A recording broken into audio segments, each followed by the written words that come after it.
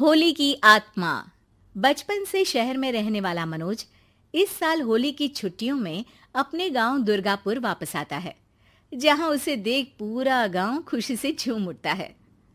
जब गया था तब इतना सा था और अब देखो कितना बड़ा हो गया है। हाँ सरपंच जी, जब मैं गया था तब आप भी बहुत जवान थे और अब देखो कितने बूढ़े हो गए हैं आप। चलो चलो, बढ़िया है, बच्चा घर वापस आ गया। इसी खुशी में आज रात पार्टी होगी। क्या बात है, गांव में भी पार्टियां होने लगी। वैसे अगर पार्टी की बात है तो आज क्यों सीधा होली पार्टी करते हैं। होली पार्टी की बात सुन चहल पहल में अचानक सन्नाटा छा जाता है, जिसे देख मनोज को कुछ अजीब लगता है। लेकिन तभी सरपंच बात पलट देता है। अब बहुत देर हो गई, चलो सब अपने घर चलो, पार्टी के बारे में कल सोचेंगे। मनोज भी मम्मी पापा के साथ घर आ जाता है, पर होली पार्टी और उस पर पूरे गांव की खामोशी वाली बात अभी तक उसके जहन से निकलती नहीं। पापा, होली पार्टी की बात पर सब चुप क्यों हो गए थे? अरे होगी उनकी कोई अपनी बात, मुझे गांव की पंचायत ही थोड़ी पता है। थक गया हूँ, चलो सो जाते हैं, कल बात करते हैं। पापा की बात मानते हुए मनोज भी सोने चला जाता है। आज तो छुपा लिया, लेकिन हफ्ते बाद जब होली का दिन आएगा तब इसे कैसे रोकोगे? अगली सुबह सूरज के साथ ही मनोज भी गांव घूमने निकल जाता है, जिस पर रास्ते में उसे अपनी ही उम्र के कुछ लड़के भी मिलते हैं, जिनसे दोस्ती कर अब वो उनके साथ घूमने लगता है। इसी तरह कुछ दिन बीत जाते हैं और होली नजदीक आने लगती है। दोस्तों, होली में 4 दिन ही बचे हैं, पर गांव में उसकी कोई तैयारियां क्यों नहीं दिख रही? क्योंकि यहाँ होली नहीं मनाई जाती। अरे पर ऐसा क्यों? वो राजा भूषण। अरे तुम 4 दिन के लिए आए हो, क्या इतना सोच रहे हो? चलो कुछ खाने चलते हैं। इसी के साथ एक बार फिर होली की बात को टलते हुए देख मनोज को शक होने लगता है। वो घर पहुंचते ही इंटरनेट पर अपने गांव और राजा भूषण के बारे में जानकारी निकालने लगता है। क्या? मुझे आज तक ये नहीं पता था। ऐसा कैसे? किसी ने मुझे कुछ बताया क्यों नहीं?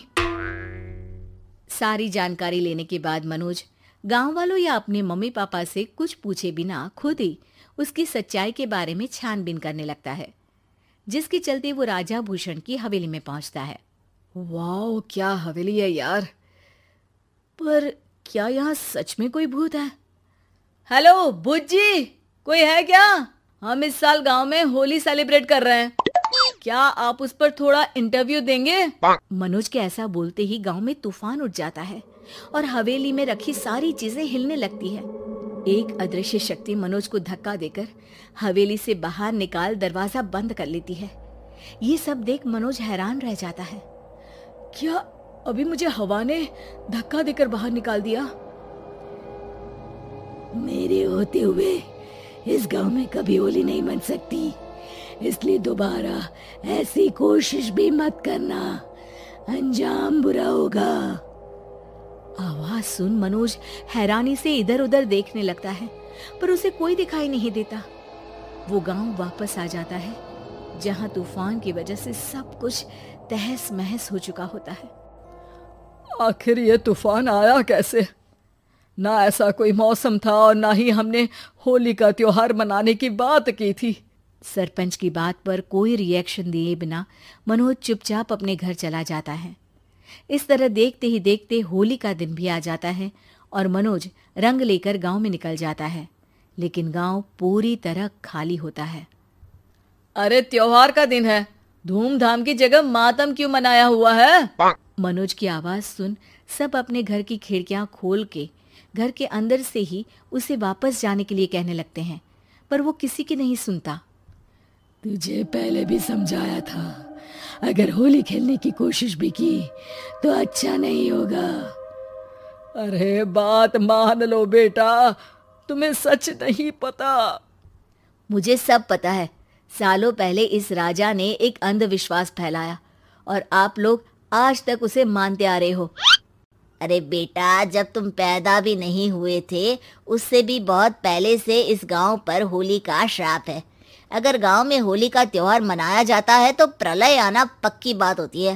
राजा भूषण इस सब में नहीं मानते थे और त्योहार मनाने लगे, जिसके चलते होली वाले ही दिन पहले उनके बेटे की और फिर उनकी मृत्यु हो गई।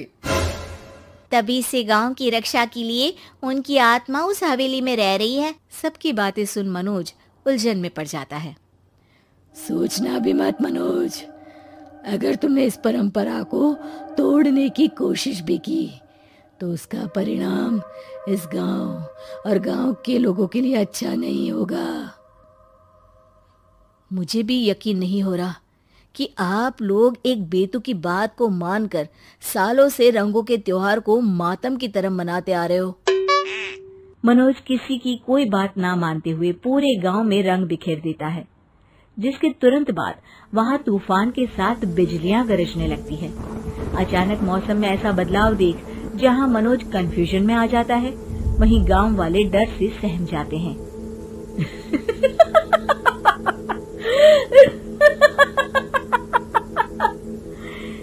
इस लड़के ने हमारे जैसे सिर्फ अपने स्वार्थ के लिए नहीं बल्कि पूरे गांव की खुशियों के लिए यहाँ होली मनाई है, जिस वजह से अब इस गांव पर होली का श्राप टूटता है।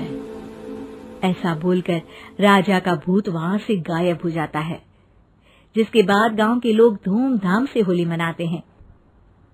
खुशियों के रंग गांव में बिखरे ही होते हैं कि अगली सुबह अचानक मनोज कहीं गायब हो जाता है और एक बार फिर गांव में होली का नया राज शुरू हो जाता है।